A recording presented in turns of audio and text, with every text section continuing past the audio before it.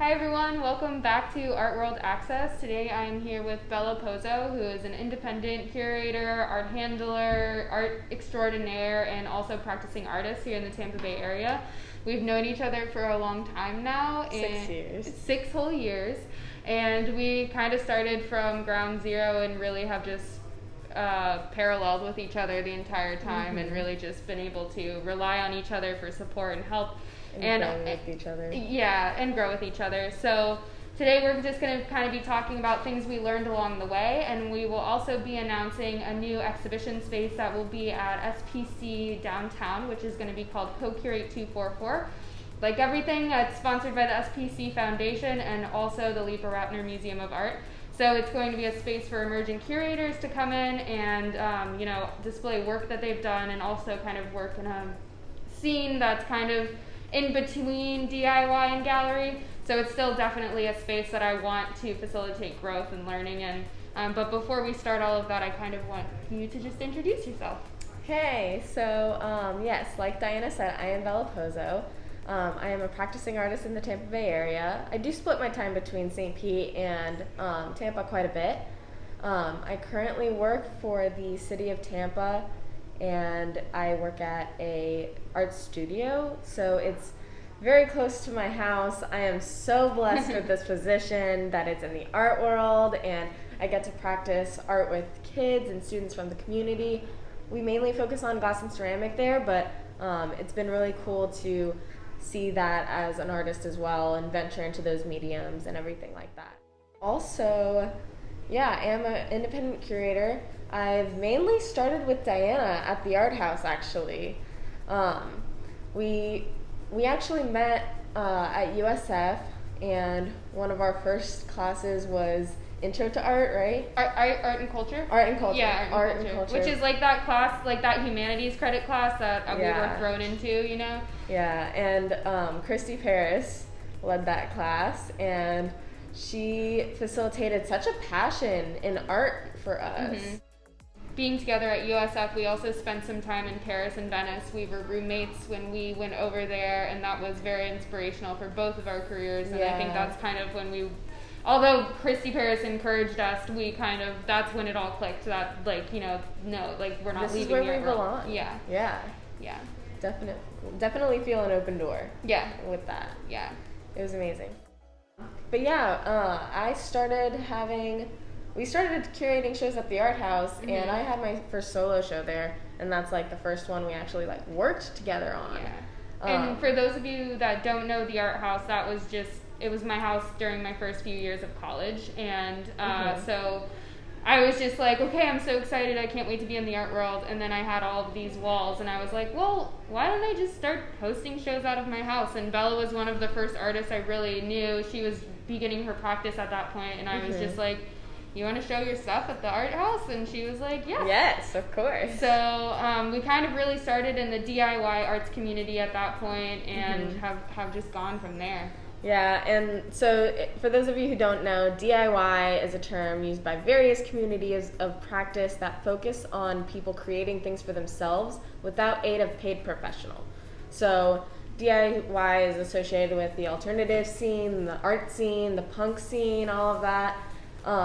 That's where it got its origins, and it's pretty much just throwing stuff together. Yeah, it's like be prepared to do anything anywhere, basically. When the phone rings, be ready to hang up your stuff wherever.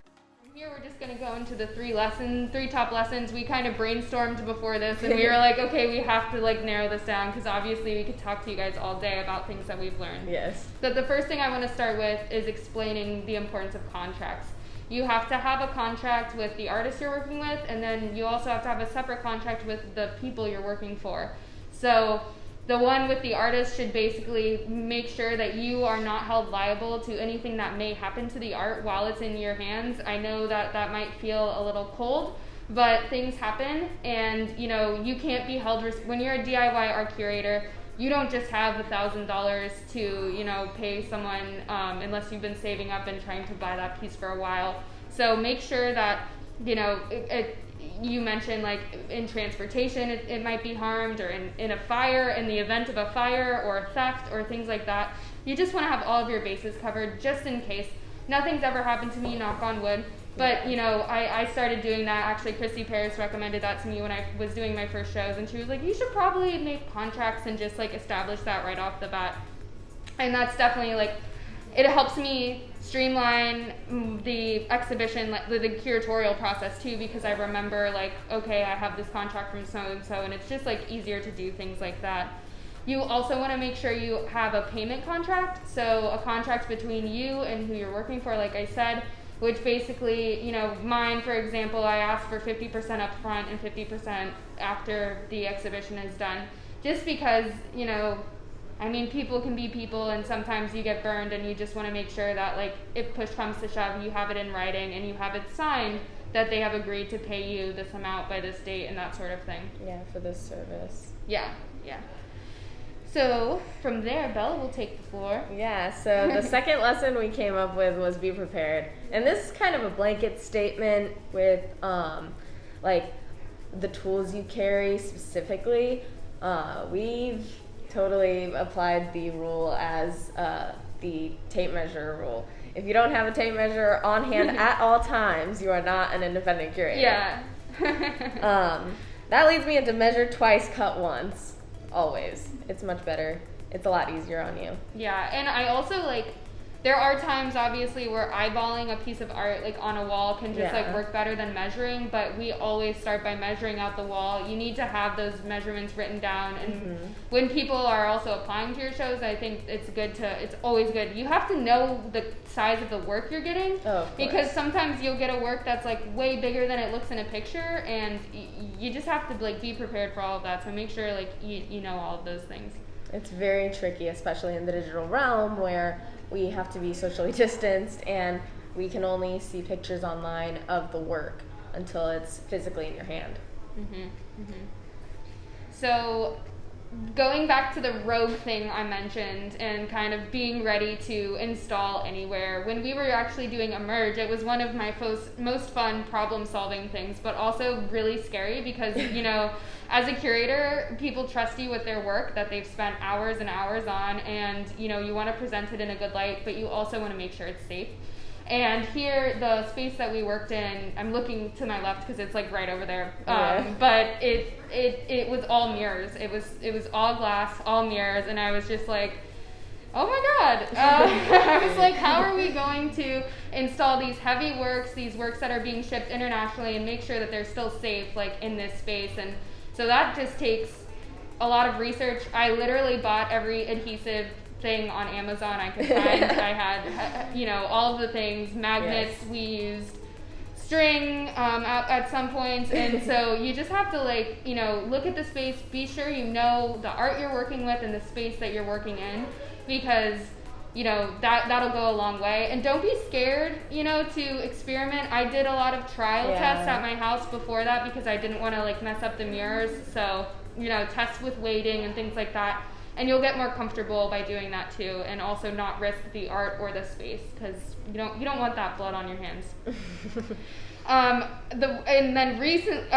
Before I move into the recently thing I've learned, but zip ties. I installed an entire exhibition with zip ties one time, like literally the whole thing. So that was outside and on a banner. So sometimes you just have to be ready to install anywhere, and zip ties are very easy to work with, and just something that in addition to having my DIY art curator bag, I have my tape measure and I have my zip ties, and then probably randomly some suction cups in there too, just in case.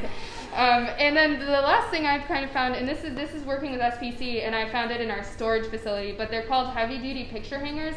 And I wish I had known about these before, because it's basically just like a hook, and then up at the top there's three nails you put in at a 45-degree angle. So instead of having to drill and anchor in, it can hold a lot more weight. It's very easy to install. There's much less damage done to the wall. Deinstall. Yeah, so that was kind of some of my tips from that aspect of things.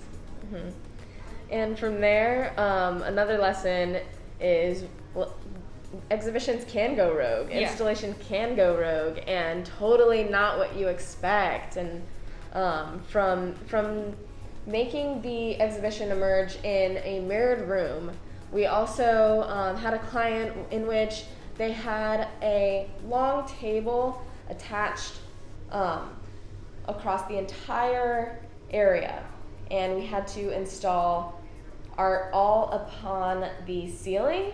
There was a little crevice in which we had to create our own hanging system. It's very involved, and we couldn't stand on the table running across the entire because it was like width. it was like glued to the wall. Yeah, and so there it was was just no support at all. So we ended up cutting a ladder in half to get to the place where we needed to be. So imagine a ladder going like from this to this, resting on the table. Yeah. So we could finally reach the top of the wall. Yeah. It was insane, but that's exactly how DIY goes. Yeah.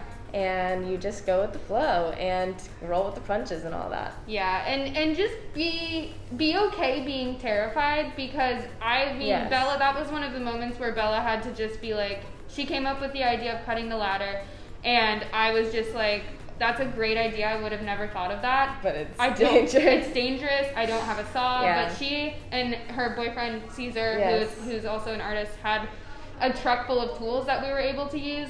And so that, you know, be able to rely on people, you know, don't be scared if you know someone that works, if you're having like an experience where you're just like, I don't know what to do.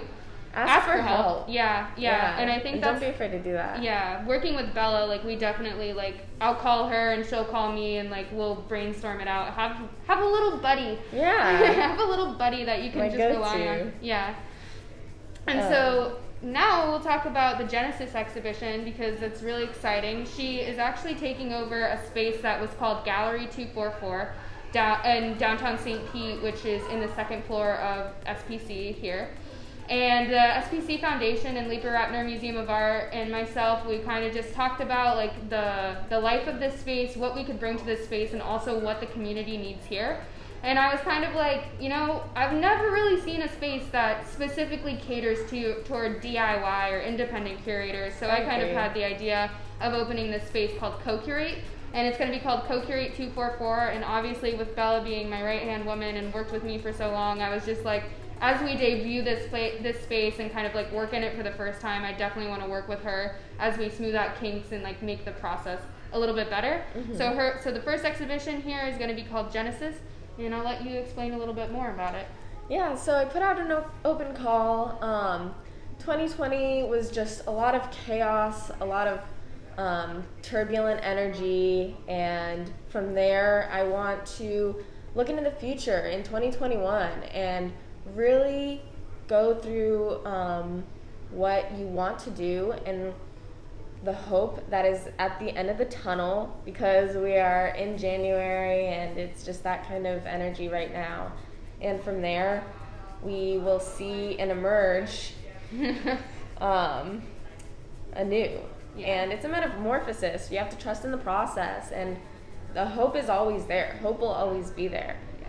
So all from that feeling I got with the new year, I felt it was very important to showcase that, to showcase hope, to showcase what you've been through too. But we've had a very good amount of artists apply, and I've got to say they are very talented and all over. We even have like some international actually. Mm-hmm. Yeah.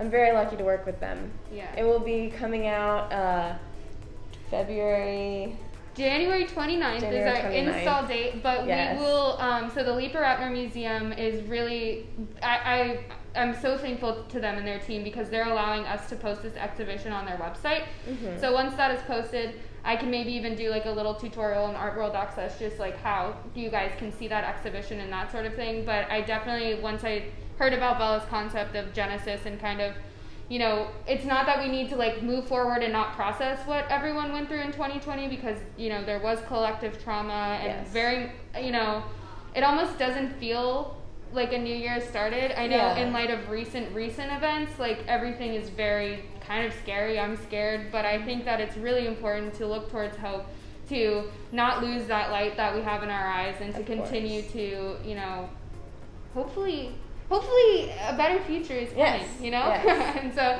I was really happy that she was able to come up with a positive exhibition because, I mean, this past year too, as someone who just views art constantly, it's like I've seen a lot of artists processing the trauma that they're feeling, and it's kind of, it you know, it's good to see, but it also weighs you down to some extent. Of course. So it's nice to have an exhibition that's kind of focused on hope.